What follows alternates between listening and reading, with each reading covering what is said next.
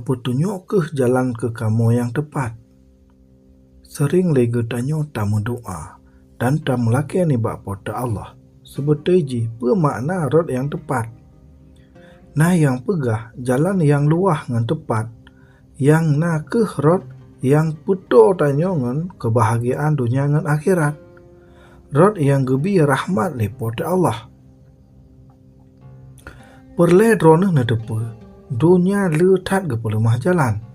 Tapi han sama ngan akhirat. Harta kekayaan, ilmu yang luah, kekuasaan, kesehatan, dan lain-lain. Kon ke jalan merumpuk bahagia dunia ngan akhirat. Menancit ngan amai ibadah tanyo. Yang han mungkin gleh dari dosa ke hukum lam neraka dan tamong selamat lam syurga.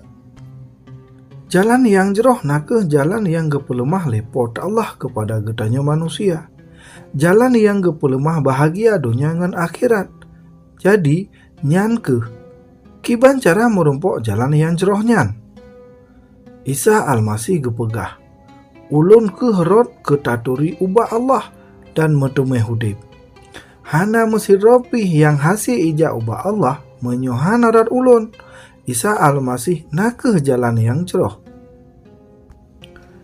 Injil gepegah, Al-Masih hana medosa, tema Allah yang pujut gopnyan gepu tanggung dosa getanyo. Mangat tanyo tamegat lam temangan pota Allah sebab mesaboh ngan Al-Masih. Isa ke rod ketaturi ubah Allah dan metumai hudib.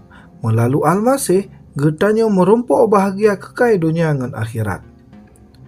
Cino, ya le getanyo tak ikut putunyo Allah ngan percaya dan meiman tak ikut Isa Al-Masih sebagai junjungan hudib getanyo. Nyo kerat yang gepena lepota Allah kepada getanyo supaya hudib kekai di dunia dan akhirat.